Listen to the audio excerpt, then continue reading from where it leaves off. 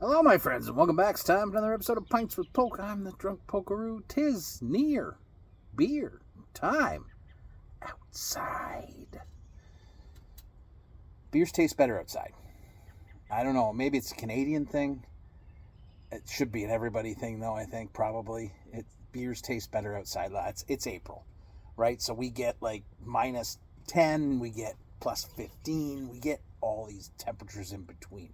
So if I get home from work or if I'm off and it's a little bit warm, I head outside for a beer. Now we're going to stick with a non-alcoholic followed by a regular full test beer. But this one has been recommended many times as I search for a West Coast IPA non-alcoholic drink from Sober Carpenter.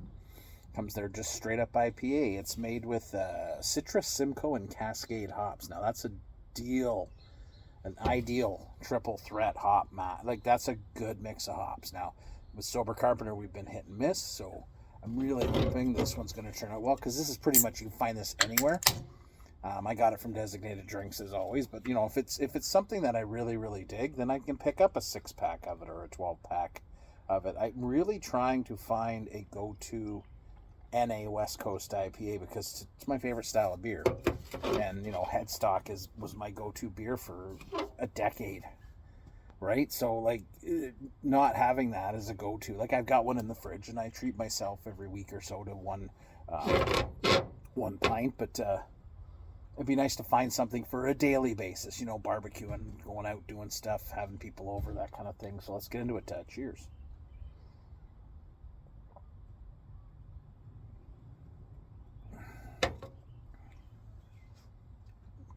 So that's the first sip of beer today, which I like to do when I'm trying something that I'm really intrigued by. I don't like to have anything else before. I try and keep my palate really clean. Haven't had anything to eat. That's very good. That's very good. A beautiful toasty malt back. Up front, kind of a grapefruit, pineapple, orangey kind of kick note. And then this really nice, spicy, kind of resinous pine pithiness on the back. That's quite good. That's quite refreshing. That is reminiscent of a solid West Coast IPA. Nothing will ever replace, you know, kind of, you don't get the burn, right? You don't get the burn, feel the burn of alcohol. But I'm not looking to replace that because I've come to terms with that. You know, what I'm looking for is something that I can drink that I like, that I look forward to having. You know, I've got a few of those now. This one is going to get added to that list. This is 100% Poke approved, whatever you want. Will I buy it again? Absolutely. This is a fantastic non-alcoholic West Coast IPA. This is exactly the kind of thing I'm looking for. I want to add to that list. But if I can find something that's this good, you know, calories, you want to know the calories? Anybody? 65, which is probably better than, you know, and it's Canadian. So, I mean, you got all these things going for you. So if you see it and you want to try it, you're looking for a West Coast IPA, non-alcoholic as it were, you can pick it up. The low test, but all full flavor. Cheers.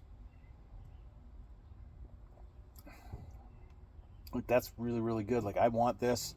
This could be my hockey beer, my pool beer, my hanging out late at night listening to tunes beer. I really need that, and this is in the running.